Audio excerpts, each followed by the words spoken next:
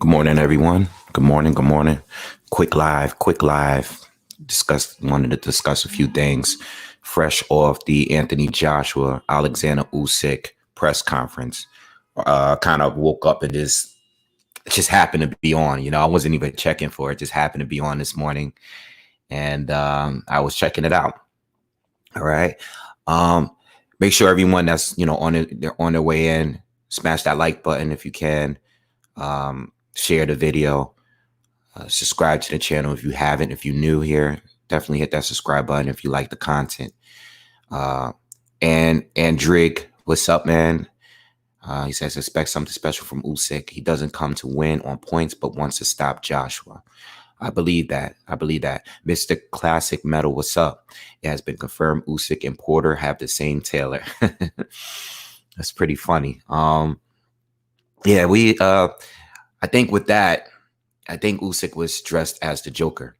If you look at the Joker movie, the recent one, you can see that he's dressed exactly like the Joker in that movie. So, and I think that's what makes Usyk cool. Usyk is like he's like a cool villain, you know. He's respectful, he's classy, but he's crazy at the same time.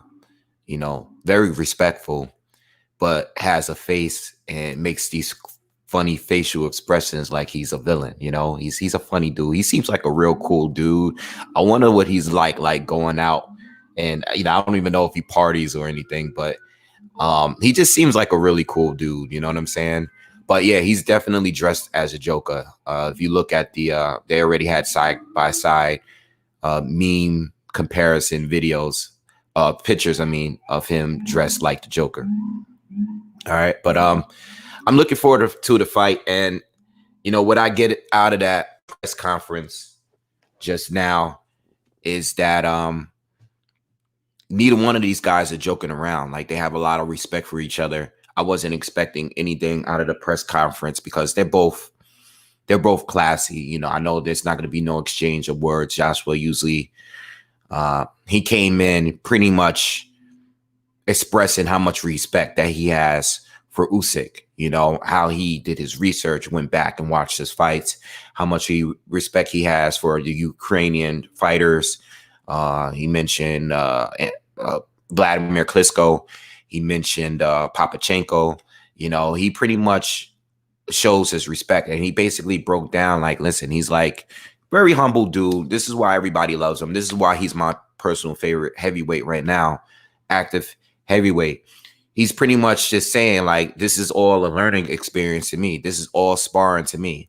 This is just another, normally I'm sparring 3-4 guys. This is just me sparring one guy. Obviously there's a lot more than that because, this is a real fight. But he keeps stressing how much his will to become better.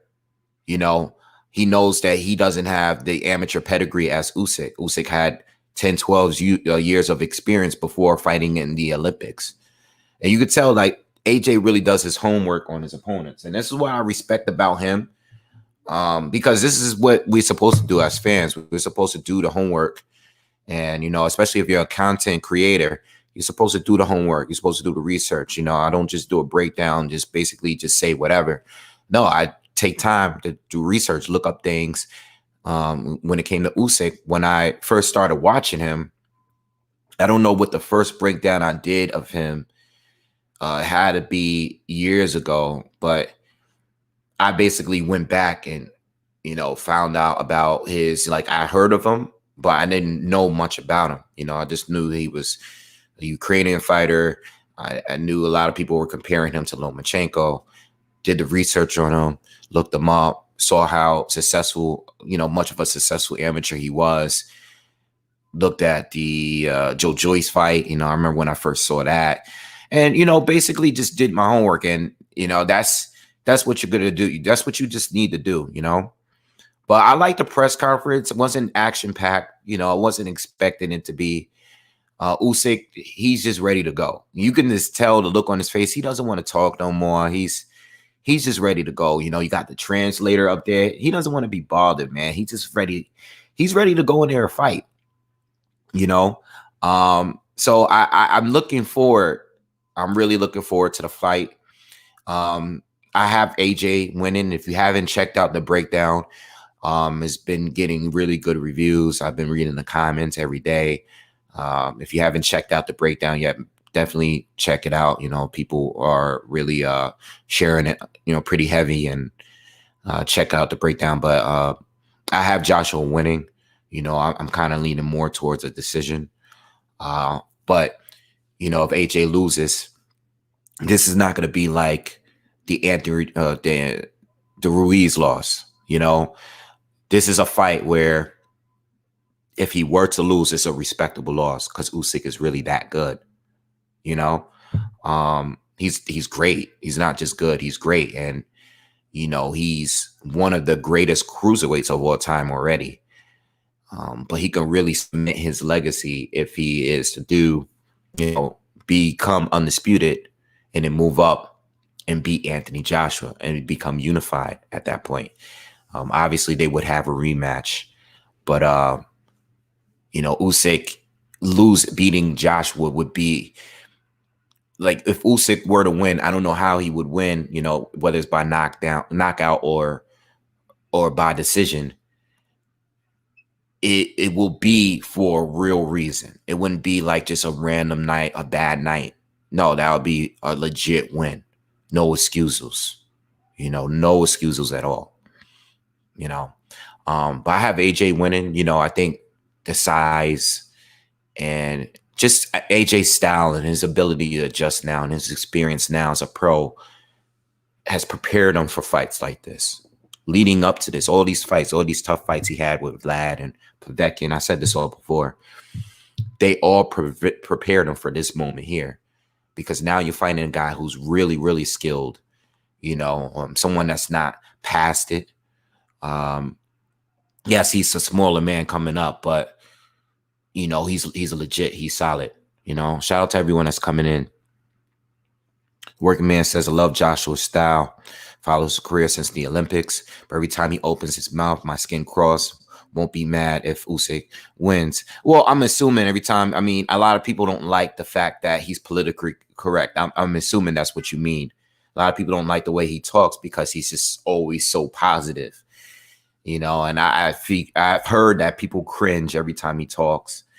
People don't like it, but you know, I like it. I actually like it. I like it a lot. I like the way he is. You know, I like him for the same reason why I like Sean Porter. You know, just a really classic. Like, I like the trash talkers too.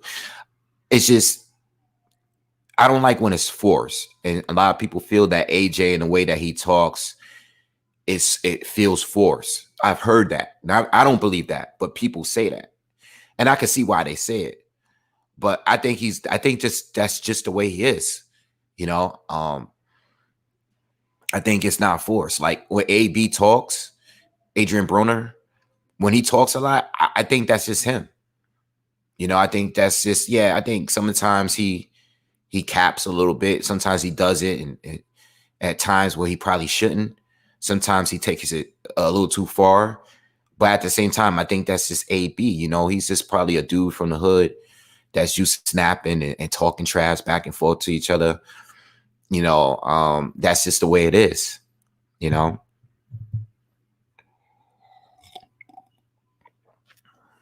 So, yeah, man, I thought the presser was cool. Tomorrow's a weigh-in. You know, it's probably going to be early in the day tomorrow at some point. I still, I did say that to you guys that I'm going to cover the fight. There's a good chance that I might not be able to jump on early. So I probably won't be able to cover the whole card. Okay. But hopefully I can get home on time to cover the Joshua fight for sure. You know. D, what's up, man? Thank you for the donation always. AJ KO TKO round 8. Usyk's weight will slow him down. Talking about Usyk's weight, you know, I read a few comments that people are expecting him to come in heavy. Like, when I say heavy, I mean much heavier than what he's been. You know, a few people have said to me that they expected him to come in the 220s, in the upper 220s. I don't know how sure. I'm not sure how true that is. Um, I just don't know about that, man. You know, I don't know. I'm not even sure if that's what you're saying, indeed. But I am just responding for the people that has addressed Usyk's weight. I think Usyk wants to still be light and quick and have great endurance. If he's going to come in heavy tomorrow, like if he's coming in the 220s, mid 220s at least, I'm expecting him to probably try to pressure AJ, you know, be able to absorb the punches. I think that's something that he can do while he's light. I don't know if he wants to lose the speed. I don't know if he wants to carry the extra weight, especially that he's not used to fighting long distances with the heavier weight. I don't think he should come in too heavy. You know, I personally think he should come in below 220. AJ is going to be lighter himself. I'm expecting AJ to come in anywhere in between 237 and 243. And he's much better with his endurance and his stamina at this point. I don't think you want to risk coming in heavy for AJ, you know, at this point. Not as a smaller guy, you know. You want to be quick, you know. You want the volume to be high. And if at any point in the fight where AJ starts to slow down a bit, you want to be prepared for that. All right. Andrew says 220 is Usyk's natural weight, even back at cruiserweight. But 220 is fine. You know, 220 is fine. But you got to remember, I know that might be his natural weight. All right. But he was coming in under 200. And when he moved up to heavyweight, like when he fought Chisora and when he fought Witherspoon, I noticed a big difference in speed, in my opinion. From what I was watching, going back and forth between the cruiserweight fights, going to the heavyweight fights, I noticed that Usyk wasn't as quick because he was bigger, which makes sense. You know? So I personally don't think Usyk should come in too much heavier. You know? You're already fighting a guy that's bigger than you. All right? You want to beat him off speed. You're not going to beat him on side. No matter how heavy you are, Joshua is naturally a bigger man with a bigger punch. You're not going to beat him in that, you know, in that area. You want to beat him off just outboxing him, you know, outworking him. I personally think the first round or two is going to be pretty slow from both. You know, Usyk is known to kind of be a slow starter because he's trying to figure out. But I think Joshua is probably, going to start slow as well. But I'm really interested. I see, you know, after 3 or 4 rounds, I think Usyk is going to really start to pick it up. All right.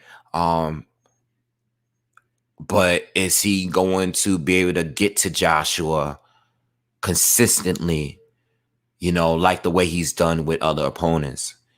He still has to worry about the dangers aspect there. And Joshua's not a stationary target, you know. He's not. He's going to have to really work to get him. You know, it's like an uphill climb for Usyk. And that's part of the reason why I think AJ's the safer pick, because he has to do much more to get to AJ. And as impressive as he was at at cruiserweight, and you know, I'm not going to really count the heavyweight fights too much. I don't dig too much into the heavyweight fights with Usyk. You know, I told you guys before, Witherspoon wasn't a threat. Witherspoon's a guy that just kind of got out of bed to face him, you know, and just to keep him busy. He's not an elite fighter. He's never been an elite fighter. He's been in there with some good guys, but every time he stepped up, he pretty much was a journeyman. Let's be real. And then Chisora was charging at him like a bull. It's like a huge guy that's coming and lunging and winging big shots at you. You know, Usyk was just on the move. He was connecting, but Joshua doesn't fight that way. You know, it was totally different dangers there. So it's hard to really rate Usyk based on those heavyweight fights, because you got one guy that's credible but doesn't fight anything like AJ. And then you have another guy that is just not even credible as far as like, his boxing ability overall. One foot out the door asks who will adjust better. I think they both will adjust. Yeah, I think they both will adjust. I agree 100%. They both will adjust. It's all about who adjusts better. They both proven over the years that they can adjust, in fights. Joshua, he's learned on the job. Usyk came in the game much more experienced. Joshua had to learn on the job. He's still learning. This is what he's saying. He's still learning. He's just trying to learn. Started boxing much later. All right. And accomplished a lot in a short period of time. Olympic gold medalist, short period of time. Unified champion, short period of time. Did a lot. Still on the job, though. Still learning. Usyk is there. He's already, pretty much at his mid-30s. There's nothing really much to learn here. It's just to see, he's just challenging himself. They both look really confident, by the way, in the presser. They both look very confident. I don't see a guy like, AJ is coming in like his normal self, and Usyk too. Like they both look very confident. Like they both look like, yeah, like they feel like, yo, I got this fight. Like I got this guy. That's a feeling I get from both, to be honest. Going into fights, like everyone now, everyone, and I'm gonna talk about it a little bit more in a minute.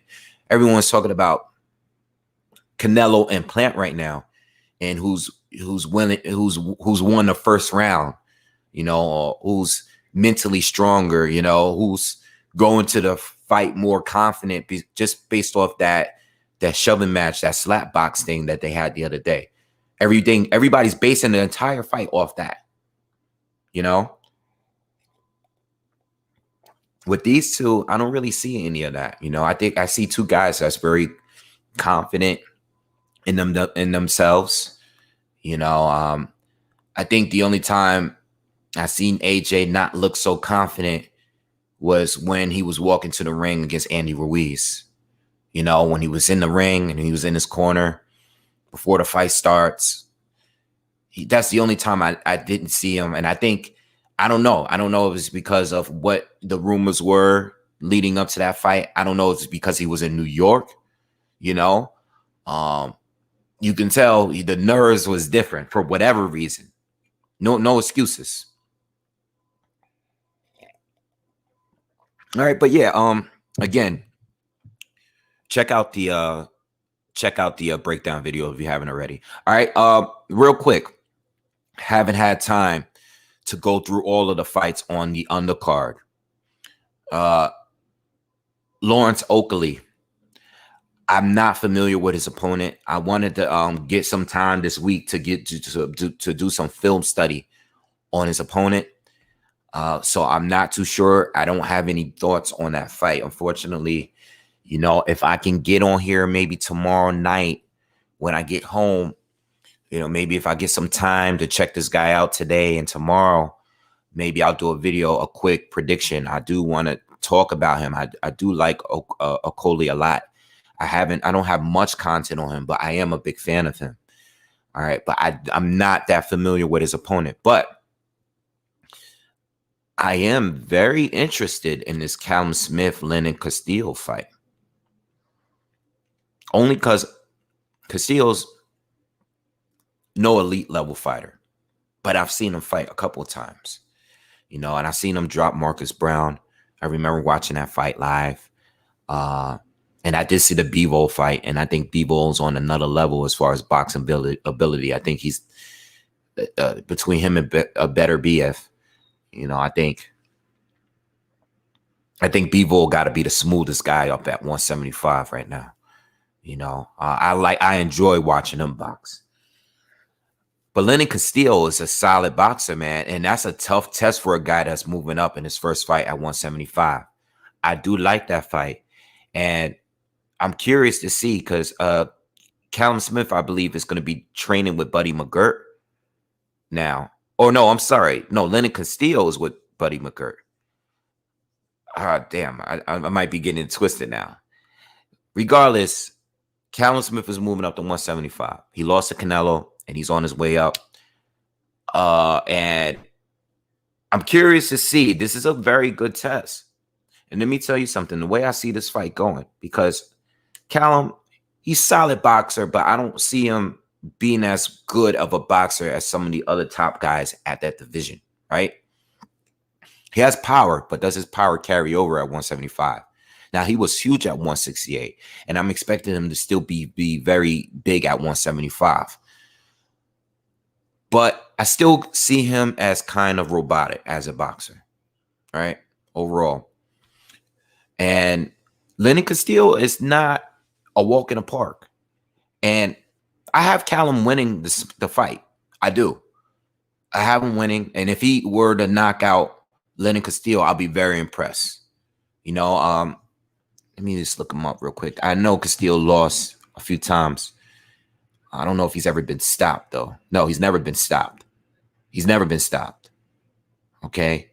Like I said, he's not no world beater or anything, but I've seen him fight, and he's pretty good. All right. He's only really lost to the Marcus Brown, Bivol, another guy named Joseph Williams, who I'm not familiar with, but you know, he dropped Marcus Brown. He was able to hurt him and rock him a couple of times in that fight. All right. So the way I see that fight going, I see Smith winning, but I also see him struggling in that fight. You know, if he is to go in there and stop Lenny, what's his name? Jesus, I already forgot his name. Lenny Castillo. If he's in there, if he's capable to go in there and stopping him, I'll be impressed. But I see this, if this goes to a decision, which I'm expecting it to go, I see it to be a tough fight for Callum Smith. I think it's going to be another one of those fights where you're going to be like thinking like, like he's going to need more fights. I don't think this is going to be a fight that's going to make him look any better. You know, that's just my opinion. You know, we saw the John Ryder fight. A lot of people felt John Ryder won. I'm thinking that going into this fight, I think this is going to be another one of those fights that people are going to be like, you know, want to see a little bit more of a Callum Smith before he gets in there, one of the top fighters. You know, I do not want to see Callum Smith. And this is a good test. This is a proper fight going up. This is definitely a proper fight going up. All right. But it's a tough one. It's a tough one. And it's one that I think can definitely make him look bad. All right. So anyway, Dave Martinez says the difference between AJ and Usyk is not as big as difference as Canelo from Plant as far as their previous opponents. No, that I mean, you can't really compare, you know, AJ and Usyk fighting elite level fighters in their respective divisions. Canelo, who's for elite level fighters in multiple divisions, you know. Plant's kind of just, you know, as far as resume, you can't even compare. You know, he's not even in that category, you know, unless he wins this fight against Canelo. If he beats Canelo, then we'll have a different conversation. But as far as right now, nah. Yeah, D-Flex, definitely check out the video. I posted a few videos up yesterday. Definitely check those out. Check out breakdowns, a few breakdowns I do. You know, when you have some time, you know, when you're in the house, like, you know, maybe while you're cleaning or you got a long drive somewhere, check the video out. That's what I like to do when I'm in the house, just doing stuff, cleaning, getting organized. Or when I'm in a car on the road, I like to listen to some boxing talk on YouTube. All right. Low Blow Champ says AJ better spaz out. Usyk is very crafty. He gotta plant some bombs on him. Yeah, well, AJ gotta hit him with something that's gonna make Usyk relax. All right. And Usyk has to hit AJ continuously.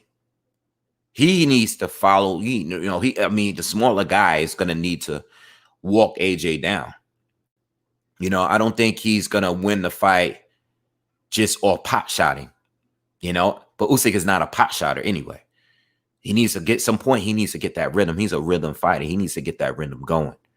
But AJ got to hit him with something to make him think like, yo, you're not going to come in my area. Here, on your way in, catch these two. You know, he needs to keep Usyk exactly where he wants him to be.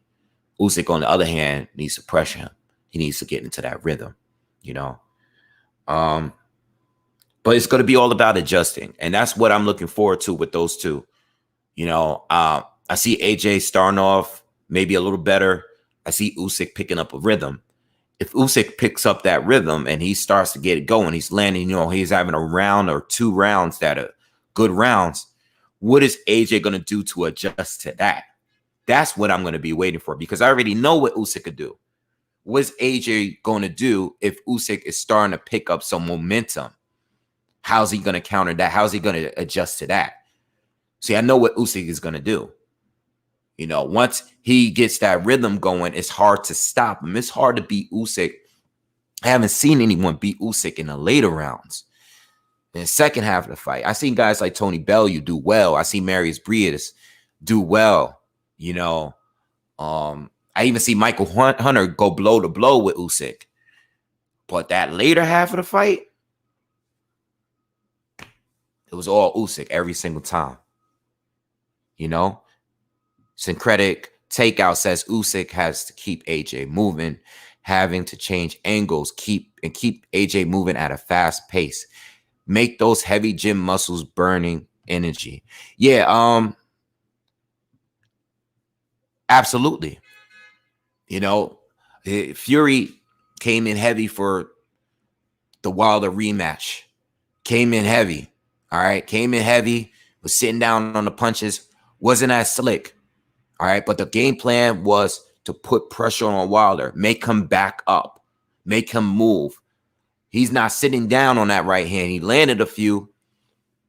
All right. But Fury was just turning the right hands and marching Wilder down.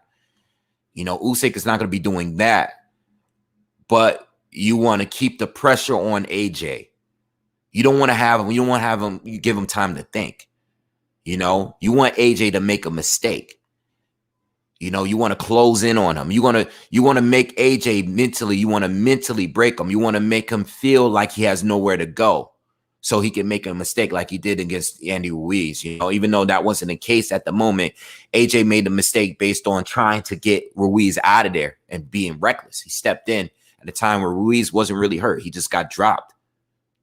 You know? What's up, Unrivaled? What's going on, brother? Thank you for the donation, man. Appreciate it. Appreciate it. I think you told me already. Who you got? Let me know in the comments. Who do you got for the fight? Who do you got for the fight this Saturday? All right. Punch Quote says AJ was on the back foot versus Ruiz, who has faster hands and more power than Usyk. When last time AJ was still on his toes in 12th. People are overrating this AJ energy. You know, I agree with you. I agree with you. And I also said this in a breakdown. But, and it's a big but. Ruiz, yes, he has faster hands, but he needs to be up close. AJ, you know, Ruiz, shorter arms. Shorter arms and shorter than Usyk. All right. Plus, he was very out of shape in that rematch. All right. He wasn't prepared. You know, AJ, not taking any credit away from AJ, because I think the outcome was going to be the same. You know, I was one of the few people on here, because a lot of people didn't want AJ to fight Ruiz for a second time immediately. I wanted him to. I was confident that he would beat Ruiz. I knew that first fight was a mistake. You know, Ruiz is not Usyk. I know he has more power. I know he has quicker hands, but Ruiz needs to be in that sweet spot in order to land. You know, he couldn't find AJ there. Usyk is different. You know, it's all about the feet with him. It's all about the feet. It's all about angles. It's all about, you know, punch output. Ruiz is totally different. You know, Ruiz was out of range the entire time, and AJ didn't allow him to get in. And whenever he did get in and try to exchange with hooks, AJ held on to him. AJ was not trying to engage with Ruiz on the inside. He had no offense. Outside of landing a few jabs here and there, a few counters, overhand rights and everything, he didn't get much on AJ. AJ was very comfortable. Usyk is a better pressure fighter than Andy Ruiz by far. Skinny Ruiz, big Ruiz, old Ruiz, new Ruiz, whatever way you want to bring him up, Usyk is a better pressure fighter than Ruiz. I understand that Ruiz has the bigger punch, but Usyk is normally stopping guys off accumulation. It's not just the one punch. Yeah. Unrival says he can't make up her mind. Yeah, man, it's a tough one. I think the weigh-in is not really going to do it, man, for you neither. It might not, because I just think, these guys are both fit. They're both prepared. Like, it's just kind of like you just got to pick one, and I honestly think AJ is the safer pick here. I think he is. I think a lot of people that's picking Usyk, they like his boxing ability much better, which I totally understand, but I think AJ, going back to what Punch Quote was saying, I think the whole, his stamina and all that stuff, I think that's dead. Like, I think that was a thing of the past when AJ used to come in at 250 fighting Carlos Takam, fighting Klitschko and punching himself out. That was not only a weight thing, but that was an inexperience thing, when you saw him punch him, try to clobber this guy Pulev, all right, swinging and missing and wasting a lot of shots. He didn't look tired in the following round. AJ still looked ready to go. And I think that came with experience, and just, his weight, his size, and just knowing how to, fight it for a longer period of time. That he was younger when he fought Klitschko. He learned a lot in that one fight. Syncretic Takeout says, how do you currently compare rate AJ and Wilder versus each other's skills overall? Well, I personally think that I've always, out of the three, I think they're all completely different in different ways, not just in the way that they fight, their styles and stuff, but just the resume as well.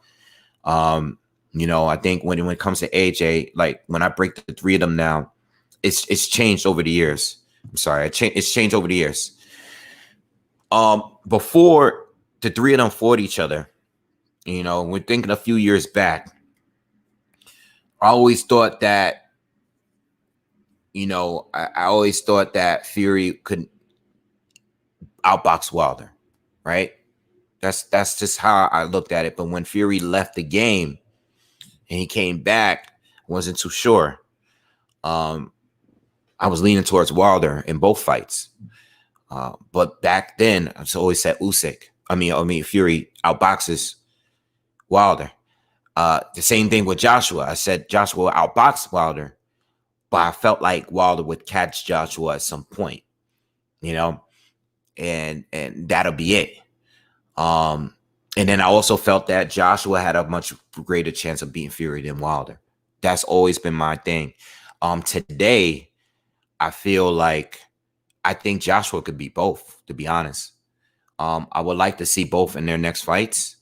I think that's going to tell a lot. If AJ can look impressive and beat Usyk, and it's like not a controversial win, if it's like a fair, legit win, I think I'm rolling with AJ to beat both of them. All right, at this point, I think he can beat Fury. I know Fury's a great and amazing. He's a credible boxer, just like Usyk is. All right, but I think AJ has the tools to beat Fury today. As far as Wilder, I have to see what he does with Fury here and I wanted to make a video on this, and I will at some point. I think people are reading too much into these Wilder training videos, in a negative way. I mean, I think people are looking at it and they're looking at the mistakes Wilder is still doing and how, he's leaving himself open for certain stuff. And I'm like, listen, I don't think Wilder is looking to do everything correctly here. I don't think he's trying to learn how to box now. I think he's going to be a little bit more unorthodox in this fight with Fury. I think some of the things he's going to do in this fight is going to be stuff that Fury is just not going to be prepared for, because this is a guy that is his back is against the wall. There's a lot riding on this fight with Deontay Wilder, and I feel like his fan base put more pressure on him leading up to this fight, because now the whole world, well, not the whole world, but a lot of people that feel that a lot of people feel Wilder was cheated.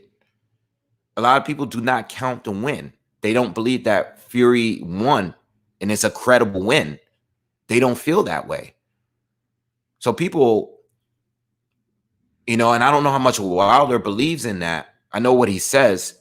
I don't know how much he believes. If he's just going into this fight believing in that he was cheating and he only lost because he was cheating, then he has another thing coming.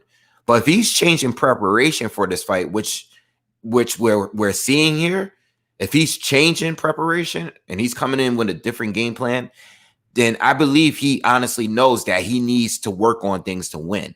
He needs to come in doing something different. The first fight, I think the first fight where he was missing throughout the entire fight, I think him knocking down Fury kind of ruined him a little bit, because it gave him the confidence in saying, you know what? I went all fight missing and swinging wildly and missing, right?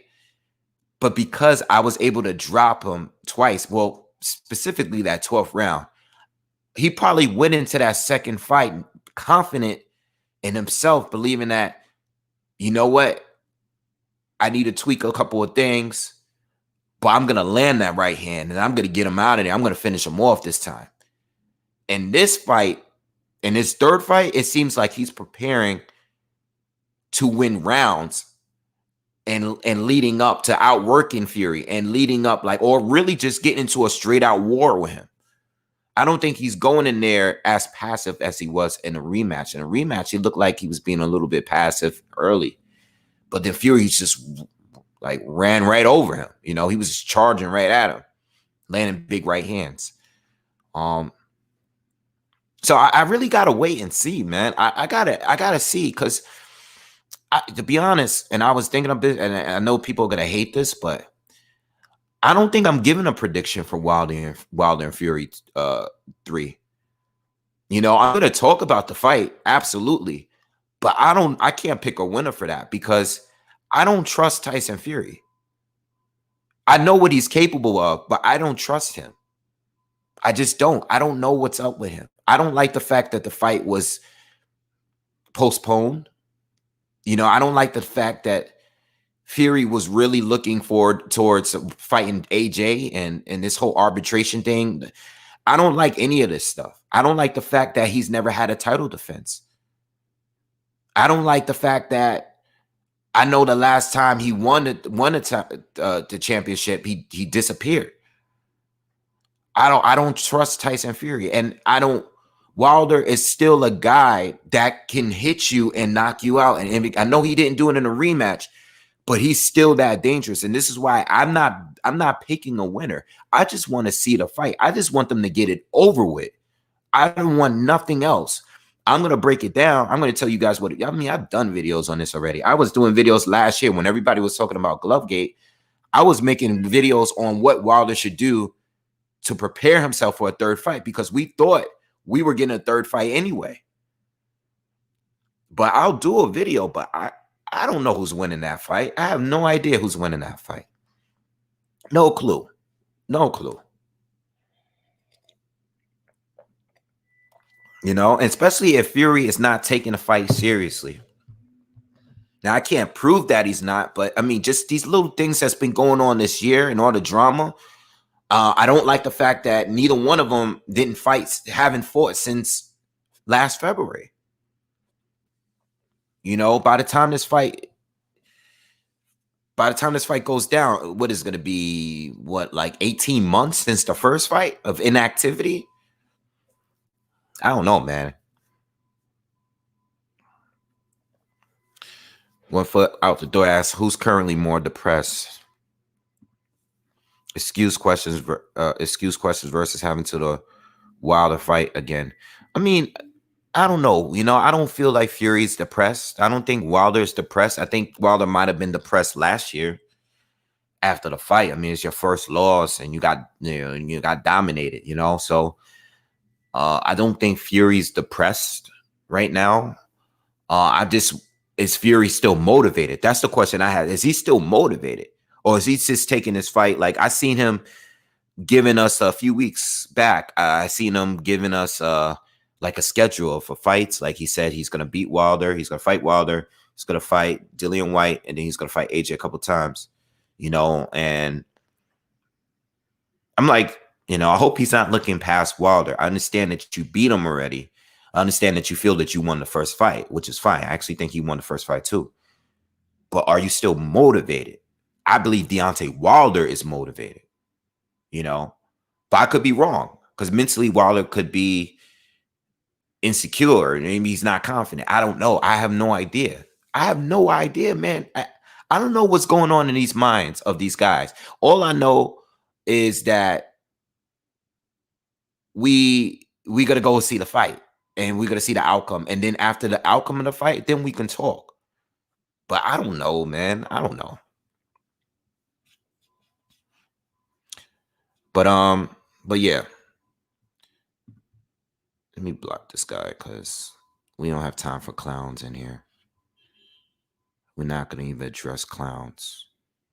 Anyway, all right, so listen, let's get off this. Since we're speaking heavyweights, Joseph Parker is going to be fighting Derek Chisora too. Rematch. They're going to have a rematch. I remember watching the fight early this year, and you know what? It was just one of those fights, man. It was just one of those fights. I really don't think the second fight is going to be much different. I see Parker winning. I see it winning. I don't think it's going to be any. I don't even think it's going to be that much more clear. I just see Parker winning the rematch. I know a lot of people feel Chisora won. I know there was a wide. It was one of those 117, 111, 116, 111 scorecards. It's like they're fighting again. It's like I said, well, I don't know if it was a fight earlier this year or last year, but I said before, I wasn't interested in a rematch because even though I feel like the fight could have gone either way, it wasn't a good fight. It wasn't a good fight. It was, for the most part, a hug fest. It was not a good fight. I was not entertained by the fight. You either took Parker's clean shots, in between the Chisora's punches and counters and the timing, his setups. You either took that or you took Chisora's pressure and just aggression. Either way. I know Chisora knocked him down right away. But I'm not interested in a fight like that. I'm not. It wasn't a good fight to me. I thought it was one of those fights that could go either way. And I still feel that this second fight, Chisora has been in there, like with Dillian White, for example. Like in that fight, it was a clear difference for White. White really changed it up. Even Chisora changed it up. It wasn't a war. It wasn't a full-fledged war. Like White actually boxed and kept hurting Chisora. Now, Chisora was winning the rounds based on activity because Dillian was kind of just setting up traps over and over again. But so Chisora was winning the rounds. I actually thought Chisora might have won the first fight. I did think Chisora won, but it's one of those ones where like everybody's going to be so close. It's not going to be a clear winner for me, And I don't think Parker, ever since Parker like really stepped up, he hasn't really displayed any like real KO power. I think when he was on the come up, he was showing a lot of power. But once he started stepping up and fighting guys like Andy Ruiz, and after Ruiz and after that fight, I haven't seen the power. So I see it just being another rugged fight and another close decision towards Parker. That's the way I got it. You know what I'm saying? That's it. Porter versus Bud, who I got. I got Bud all the way, and I think Bud is going to dominate him. I made a video talking about it already. I love Sean Porter. I'm not sleeping on him at all. I'm not sleeping on him because I'm fully aware of what he can do. But I believe that Bud is going to show him that there's levels to this. There's levels, all right. And Bud is one of the super elite in the world, you know, in this generation. I believe he's going to prove it against Porter, all right. It's going to be nowhere near as close. I have Bud winning against Josh Taylor as well. I think Bud will beat Josh Taylor. All right, but you know, I think Bud is. I actually think.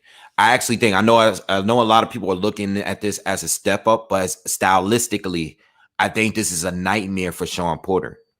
I think his style worked a lot better against Spence, against Danny Garcia. I think it's a bad matchup for Sean Porter. You know? So, but yeah. So I got Bud winning that. I got Bud beating Josh Taylor too. And I have Bud beating Virgil Ortiz as well, if they were to fight right now. Bud versus Ennis, I'm not sure already. I think Ennis is that good. I'm not sure. I think Ennis, if he stays at 147, he's going to be the best right now. I think he's the best new guy on the come up right now, but he has to prove it. We need more fights from him. Too early to call. You know, too early. I think Virgil Ortiz has been a little bit more proven than Boots. But I think Boots will beat Virgil Ortiz. Yeah, I think Boots is the next one up. I think him and Virgil's the next ones up. But I got Boots ahead of Virgil Ortiz for now. And I've been back and forth with this because Virgil was moving a lot. He's moving a little bit quicker. So at one point I did say Virgil, but I'm going with Boots. You know, I was impressed with his Olympians win. All right. Do I think AJ was kind of sick? Nah, I don't think so. He sounded like he has the flu. I hope not. I hope not neither. Because he needs to be 110% for this fight Saturday. All right. Oh, speaking of AJ, career signing with Matchroom. You know, what do I think about it? I didn't feel like it was a need to make a video on that. He's been with Eddie, he's been with Matchroom, and they made a lot of money. You know, this guy AJ is probably worth like $100 million at least at this point. I don't know. You know, I'm not counting his pockets, but I see that him and Canelo are probably the richest active fighters right now, you know, since Mayweather and Pacquiao. They got to be the most wealthiest fighters right now. If we're talking purses, you know, and I see, you know, I think this is good. I mean, it's good for him. I mean, like I've said in other videos, I personally don't really care about who's getting promoted by who. I just want to see the fights. Eddie has delivered the fights for AJ for the most part, except Fury, which is not AJ's fault. He didn't get the Wilder fight. I think in some ways it's both faults in certain areas. More Wilder, in my opinion, but we didn't get the Wilder fight. But outside of the Wilder fight, we pretty much got everything we want. The Fury thing is totally out of his control. You know, Fury and Joshua, there was never a point where they were going to actually fight except this year, maybe. But we all knew that he was on the contract already to fight Wilder for a third time. All right. You know, we already knew the contract was up. You know, the whole pandemic thing wasn't going to work. I made no content on AJ versus Fury. All right, but yeah, all right. So let's move on. Ryan Garcia. Let's talk about him real quick. And Jojo Diaz. The WBC ordered a fight between Jojo Diaz and Ryan Garcia. Now, Ryan Garcia was supposed to fight Javier Fortuna. He backs out of the fight, goes to social media, basically saying he's having mental health issues and he's going to take a break from the sport. All right, backs out of the fight with Javier Fortuna. All right, which at the time was arguably, you know, a toughest challenge. You know, him and Luke Campbell, you know, around the same level. He was supposed to. There's another challenge for Ryan, right? He backs out. Jojo Diaz goes on to fight Javier Fortuna. Tough fight. All right, very debatable fight. I didn't necessarily agree with the scorecards. I don't forgot who I think won the fight, but I did not like the scorecards for that fight. Thought they were a bit wide. Ryan is now ordered to fight Jojo Diaz. My question is, what's going on with the WBC and what are they doing? What's going on with Devin Haney? You know, why are neither one of them being ordered to fight Devin Haney? Especially it should be Jojo Diaz because Ryan took a backseat. But Ryan did beat Luke Campbell. So if anybody's going to get ordered, it should be one or the other. Okay? It shouldn't be these two fighting each other. What do they need to fight each other for? You know, plus the both of them have been doing a lot of talking towards Devin Haney. I would have liked to see the one of, you know, Ryan, or especially Ryan. I definitely want to see Ryan fight Devin Haney because they've been talking for years. They fought each other like 5 times in the amateurs. They've been having all these face-offs, these back and forths on social media. You know, Jojo Diaz just came up to 135. He's new there. But yo, I'm just like, at this point, you know, Ryan is a good fighter. He's a good fighter. I like watching him fight. I mean, he has a great left hook. He's a fun fighter to watch. I like the fact that he was dropped by Luke Campbell, and he got up and got the stoppage anyway. I'm just really pissed off that he backed out of the fight. You know, now if you have mental health issues, just know that if I'm not gonna look at you the same way. You know, all this talking that you're doing a lot of talking for a guy that just backed out of the fight because you wasn't mentally ready to fight. So all the trash talking, we need to cease that. You need to kind of humble yourself. You need to be humble because you're not really getting it done. Right in the story, it says, Solomon was on TBV this morning, and he stated that Haney and GP Golden Boy Promotions agreed to have the fight at a later time when fans can attend the events. That's what he said. Okay, well, I mean, listen, business is business. You know, business is a business. It is what it is, you know, but I want to see the fight, man. You know, Marisa said TBV, he said the Boxer Voice said that Ryan was out with the mental health issues. So according to him, per the views, mandated JoJo versus Ryan, chance at Devin. Okay, I mean, listen, they don't want to give him a straight chance, straight shot. But if anything, JoJo, since he just beat Javier Fortuna, the guy that Ryan was supposed to face, I think that JoJo should get a shot directly at Haney if you're looking at my logic here. You know, because if you're supposed to fight Fortuna, you back out. JoJo steps in. He beats Fortuna because at that time, that Fortuna fight meant something. It was some kind of WBC eliminator at that time. You know, I don't know if it was interim. I don't know. I don't know what was going on. But all I know is that it was an eliminator. JoJo took your place. You backed out of the fight. JoJo should be fighting Haney now if Haney is ready to roll. All right, but they're making a fight to fight each other. It is what it is. It's whatever. It's a more winnable fight for Ryan, you know, but Jojo Diaz is no slouch. You know, Jojo, he's a good boxer, man. And, you know, I don't know if he's going to be tougher than Luke. I think Luke is a better boxer than Jojo Diaz, but Diaz might be a little bit more war ready than Luke. Okay, he might be a little bit more durable than Luke. That's what I'm thinking. So it might be a better scrap. But, you know, we'll see. You know, he might be able to take the power and bring it to Ryan, which is what I want to see. I want to see him really bring it. I want to see somebody really bring it to Ryan Garcia. Luke, you know, Luke had an opportunity where he hurt Ryan and he didn't finish him off. Luke, for a very cerebral, cautious, passive type of fight. JoJo is going to bring the fight to Ryan. I don't know if it's going to be enough. We'll see. We'll see. You know, all right, but I mean, Ryan, listen, I mean, you backed out. If you back out because you have you're struggling with mental health, that's fine. I'm not teasing you. I'm not saying anything. I'm not even disrespecting you or anything. But when you come back and you're just doing a lot of talking, I don't want to hear it. You know, it's like from you, of all people, you weren't even ready to fight your last fight. All right. So how about this? Why don't you prove yourself first? Because you did prove yourself in your last fight, but then you stepped away from the game temporarily. All right. So that's how I look at it, man. Other fights, Teofimo Lopez, Cambosos. I wanted to talk about that. The fight got pushed up again. It was supposed to be on the 4th. It's going to be like on a Monday coming up, and Triller pushed it up again to the 16th. You know, I think they didn't want to.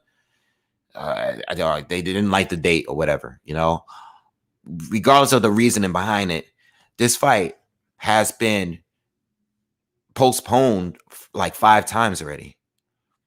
This has become a complete mess. I remember earlier this year when I was congratulating Teofimo Lopez on the big money fight, $7 million or whatever the amount of money that Triller offered him. Okay, now we didn't know all the details. We didn't know if he was going to be fighting on the undercard of a bigger fight like Tyson and Roy Jones or something. We didn't know the details, but this has become a complete mess. They were supposed to fight on the weekend as Mayweather against Paul, and then Teo got, he got COVID, and then they was trying to figure out where the fight was supposed to happen. And, I don't know the complete timeline, so I'm not going to give you that. What I'm going to say is that Teo has now, like I've said in other videos, he's lost a lot of momentum. You're coming off of the Lomachenko win. I think you just learned a valuable lesson here. Like, I understand that you want to get paid. All right. You want to get paid. That was a big win. It was a big win. All right. But, you still got work to do, and I think he just ran off too much, too high with it, and now he's humbled, and now we got to get things back in order. All right. Totally lost the momentum off the Lomachenko thing. Triller, new to the sport. Took a big risk there. I know they've been having fights, but it's been mostly celebrity type of fights, not real boxing for the most part. They have real boxers fighting on the undercards, but jumped the gun too soon. All right. It's not the worst thing in the world. At least get the fight over with at this point. Get the fight over with. Just get it over with, but they're not going to make a lot of money. He probably was better off going out there to fight him. They didn't want to do that. We got to fight him in New York. I don't know if they're going to have it on a versus battle thing. I don't know what's going on with that. But all I know is that it's okay. It just get this fight over with. Like, shake this off. This is a dark cloud over this fight. Get it out of the way. Hopefully you win and move on to the next thing. Whatever that is. Get everything back situated with Top Rank. I personally think, regardless of what Triller is doing and how much money they're throwing at you right now, the money is going to come. The thing about ESPN and Top Rank is that they're organized. They've been doing it for a long time, and they're going to still give you more exposure. They're still going to give you more exposure at the end of the day. You being the main event on the Triller card right now in a time where there's nothing but pay-per-views left and right, it's just not the right time, bro. You got to get bigger before you start doing these pay-per-views like this, just wasted a lot of time. Get the fight over with. Get back with Top Rank. Keep competing on Top Rank on ESPN where the world can see you and you can gain some popularity because, yes, you beat Lomachenko. So boxing fans respect it. But they still don't really know you like that, bro. And you're trying to push for a pay-per-view at a time where everybody's doing pay-per-views right now, including the older guys that's coming back. Everybody's doing pay-per-views right now. It's just not the time. Use the time on ESPN to build your resume and your fame and your exposure. Everybody's going to watch ESPN. So that's all I'm saying. Triller is new to the game. It was a risk. I remember when Rock Nation came out and they was throwing a lot of money. Same thing. You know, Rock Nation was coming out and they were throwing a lot of money around. All right. But the thing with Rock Nation and what they were doing is that they had people involved that was involved with the sport. It wasn't just like Jay-Z was running the whole the boxing business. No, he had people that was in the sport. All right. Promoters and guys in the sport that had experience. I went to one of the Rock Nation cards. I went to the one, I forgot who fought on that card. I can't remember. But I went to one of the cards here in New York, and it felt like a normal fight. It felt like a normal fight. So they had people in place that was working out. The only problem was they was throwing money around to try to get these big names. But, you know, a lot of them were with the PBC, and they weren't leaving Al Heyman. You know, everybody else was freezing them out. Bob Arum was freezing them out. Al Heyman was freezing them out. Golden Boy was freezing them out. They didn't want to be bothered with, you know, the Rock Nation thing. You know, they got frozen out. So they didn't last, but they tried. Now you tried to go over there, you know, they threw you a lot of money, but it didn't work out. And, you know, this became a big disaster. And they're very inexperienced because they've been scheduling Teofimo Lopez on terrible dates. And that's just goes to show their lack of experience, you know? So I think just get the fight over with at this point and move on. That's all you can really do at this point. You know what I'm saying? As far as Manny Pacquiao, I'm just going down a list. I wrote a little list. I wasn't going to go this far. I was only going to do an hour, but let's do a little overtime. Right up, Manny Pacquiao. He's going to run for president in the Philippines. No surprise. All I really want to say as far as Manny Pacquiao is if he's really going to retire and go and be a politician full time, I think there's only one chance left to actually box. And it's like right now, like if he's not going to box in like December, I don't know at what period, because he has to run his campaign leading up to, he just can't just keep fighting. If Pacquiao was going to be willing to jump right back in the ring from one more fight, maybe he wants to win, maybe he wants one more win before going out and retiring and pursuing his career as a politician or as a president if he wins. I think if he is going to go and do that, you know, I think he should have had something ready to go in December, being that he's older. I always say these guys that's sticking around at an older age, they should be more active. Don't go years with breaks. So, you know, that's what happened with the Thurman fight, being inactive and then all that time and then taking a 2-year break to fight. What's his name? Jesus Christ, I can't think of his name right now. I was about to say Usyk, but it's not Usyk. It's Jesus. I can't remember his name right now. Help me out in the comments. Who's the guy that Pacquiao just fought? Yeah. Sound like an amateur right now. Like I just didn't do a full breakdown. What's the guy Pacquiao just fought? Ugas. I'm thinking Usyk. It's not Usyk. It's Ugas. Fighting Ugas off that layoff was not a good idea. So if Pacquiao is going to fight and if he's going to like think about coming back, just get back in there right away, man. You can't just be waiting, you know, focus on one thing at a time. If you're really trying to be president, if that's something you really want to do, I'm sure your family, your wife, you know, people that love you want you to pursue that. Do it for your country. Do that. If not, stick to, you know, get one more fight in quickly, knock it out, and then go your way. If there's not enough time for that, then it's not enough time. Retire. You got nothing else to prove. I want him to retire. I didn't even want him to fight Ugas, to be honest. Not as a hater or nothing. I just didn't want to. You beat Thurman. You really didn't need to do that. You beat like an active, you know, top welterweight. You could have left there and won a title. You could have left there. Instead, you took 2 years off. Pandemic came. It was just too much, you know? What's up, Lawrence from RBE? What's good, man? What's up with the battles, man? What's the narrative with Wilder KO Fury? It would be ironic if Usyk beats AJ and then Wilder and then fights Wilder for unification. Actually, we discussed that earlier. Real quick, just if you want go back a little bit in the early because I really talked about a good 10 minutes or so about that. I honestly don't know who's going to win the Wilder and Fury fight. And you know what? At the end, I'm probably not going to give a prediction. I really don't know who to pick. I said before, I don't really know if Fury, I don't know the mental edge between the both of them. You know what I'm saying? I don't know if Fury is overlooking Wilder. I see Wilder seems to be very motivated looking, going into this fight. Will it be enough? I don't know. I don't know how to pick this fight. I don't know. I think the safe pick would be to pick Fury because of the outcome of the second fight.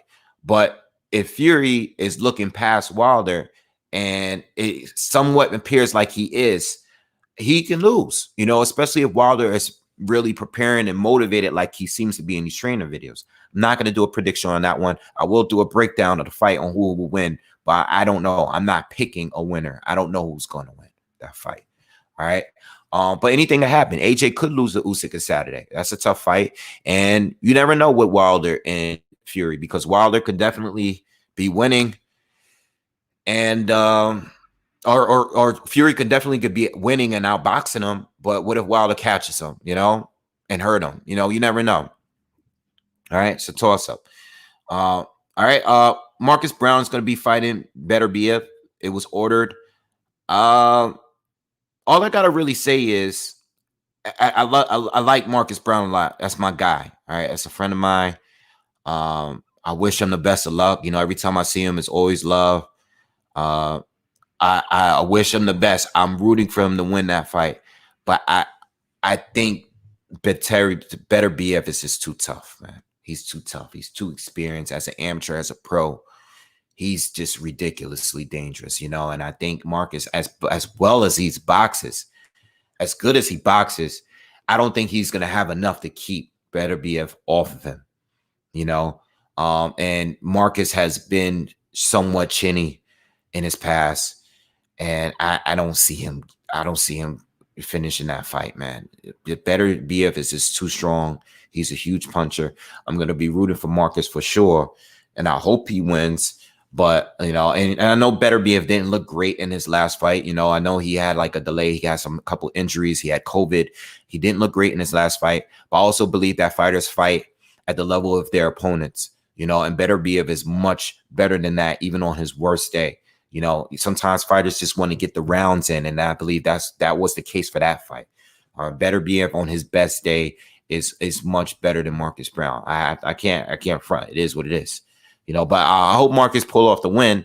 But Beterbiev is dangerous, man. I only see right now at 175. The only two people that I can really see Beterbiev losing to right now is Bivol or Canelo. I think those two have the best chances right now. And I know Canelo's not fighting at 175 right now, but eventually he's probably going to move up there as well. All right. But we'll see. We'll see. All right. And the last topic. I just read something right before I started the video about Eddie Hearn offering Broner twice to fight Ben. Broner turned it down twice. All right. I know Conor Ben wants to get wins like this, have names like this on his resume because he's just trying to expand and promote himself and get himself out there. I think Conor Ben would beat Adrian Broner, by the way. I just don't. I haven't been impressed with Broner for a long time. The wins he has, wasn't really impressed with his wins. He hasn't winning. He hasn't. I mean, ever since Broner started really fighting at an elite level above 135, he hasn't been that impressive. Let me look him up real here. Let me pull him up real quick here. I know Conor didn't look good against Adrian Granados, but at least Conor Ben forced Adrian Granados to fight a fight that he normally doesn't fight. Adrian Granados, Broner has a split decision win over Adrian Granados. Like, at least Conor Ben win was clear to me. Adrian Broner lost to Mikey Garcia at 140. Jesse Vargas fight was a draw. Broner gave up the first 5 rounds or 6 rounds, and Vargas gave up the last 6 rounds. Manny Pacquiao easily beat Broner. Sean Porter beat Broner pretty easily outside of the knockdown late. Wins over Khabib Verdiev. Sorry, I butchered his name. Wins over Khabib and Ashley Diopane. Those are not going to do it. Even the Santiago win recently, I don't even think Broner won that fight. I just don't feel like Broner, if they're going to put Broner in there at this point, if the PBC is going to put him in there, they're going to put him in there with one of their fighters. Maybe a Keith Thurman, maybe a Danny Garcia, maybe someone that is going to be beneficial for their fighter. They're not going to put Broner in there. At the end of the day, Broner still has a name. I know his viewership on Showtime recently was low, but he still has a name, and people are still going to be willing to fight him at any given time. So I don't see him fighting Conor Ben. Anybody on the outside that's capable of beating Broner, they're not going to throw Broner in there in the ring. Doesn't matter how much he's offered. They're going to save him for somebody that's on a PBC. They're going to keep that in-house.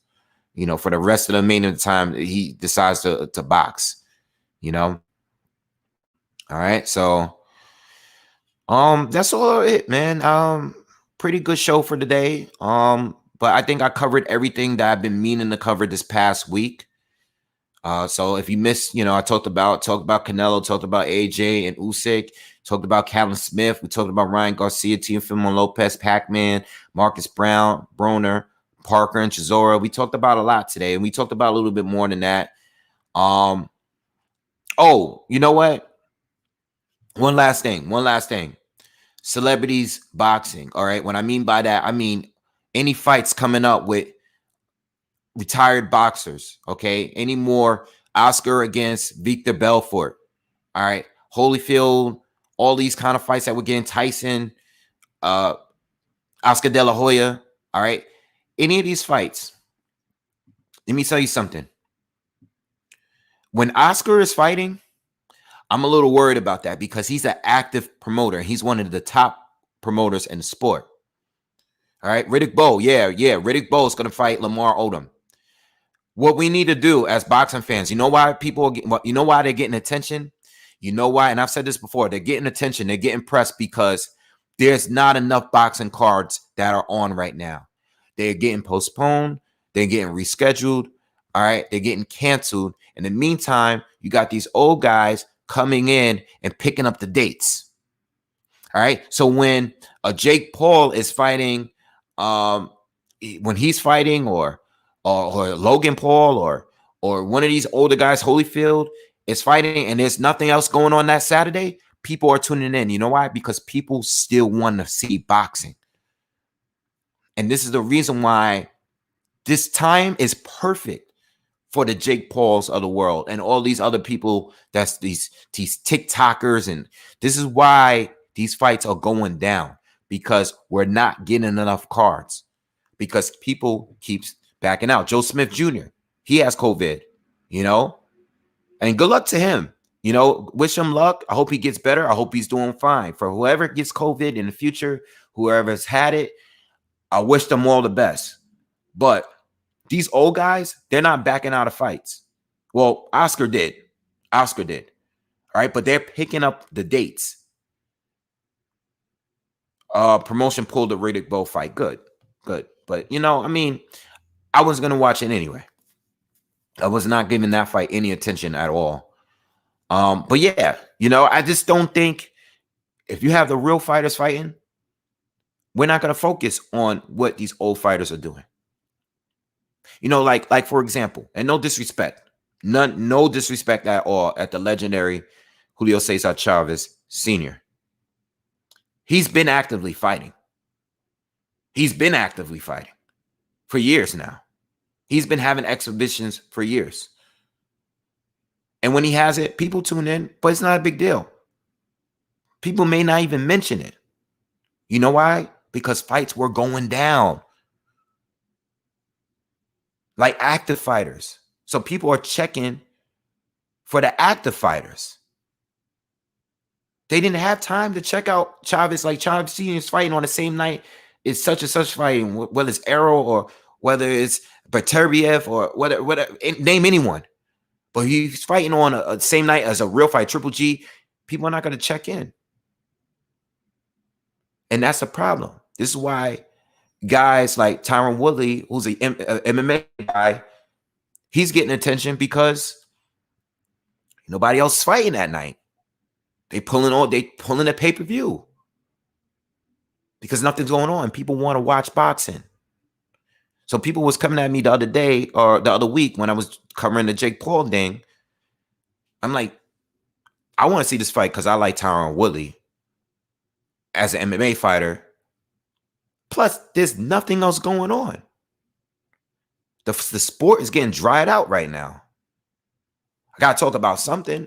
I could either do that and cover a fight and then, or not talk about anything at all, or keep just making videos about Tyson Fury and Deontay Wilder or Canelo or whatever, like the same usual suspects. I could just keep making videos about that. Like I mean, there's people that literally make videos on the same few fighters every single day. I can literally do that, but I choose not to. So I covered the fight, because it was on. Not that I have to give you an excuse, or explain myself, but if these fighters start picking up these dates and staying active going into the new year, all right, we had COVID last year, everything was shut down. This year we had to recover for it. You have the vaccination, there's a lot going on, yada, yada, yada. So now we go into a new year. People are outside, people are going to events. People got to show proof of vaccinations at some events, but we're going to a new year now. Let's go into this new year getting these fights scheduled, and we don't have to worry about the Holyfields of the world or the Oscar De La Hoyas of the world or whoever else, Riddick Bowe, all these guys, these celebrities coming into the sport. We don't have to worry about them because if we fill up these weekends, we're not going to go and watch whoever decides to fight tomorrow.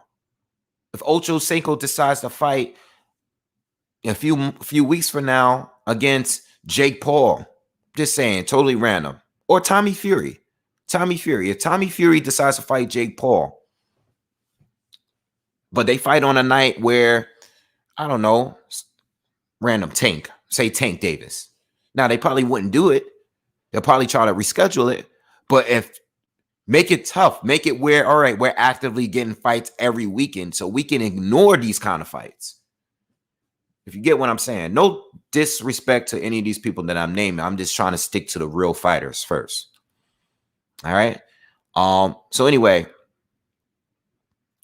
I'm out of here. Oh, yeah. D Flex 1 said, yeah, you're right. I didn't know Chavez was doing exhibition fights until recently. He's been doing them. And I watch them sometimes. I usually don't watch them live, but I usually go back on YouTube and watch it later. He's been doing them. He's never stopped. He's in great shape still. He's keeping himself in shape. He's still fighting better than his son. All right. So anyway, her Ocho Cinco versus Nigel Benn. I don't know, man. It's whatever, man. These guys got to keep coming back. It is what it is. The Ocho Cinco fight that we did see was kind of funny. It was funny, but Ocho could fight, man. He could fight. You could tell that he's an athlete. Let me say that. For the amount of time that he's been boxing, he was pretty good for the short amount of time he was boxing. All right. But anyway, all right. I'm out, man. I'm out for the day, man. I hope you guys have a great day. Again, I'm going to try to be here this Saturday. Hopefully I can come on early in the card. If not, I might jump on maybe a little bit before, maybe a fight or two before the Joshua fight. But I should be here Saturday to cover the card with you guys. If you haven't already, make sure you subscribe. If you are new here, this is your first time checking me out, subscribe to the channel. Make sure you hit the thumbs up. Make sure you share the video. Hit me on Twitter. Hit me on Instagram. Hit me on whatever. All right, I'm around, and I'll see you guys. Have a good weekend. Stay safe. Peace.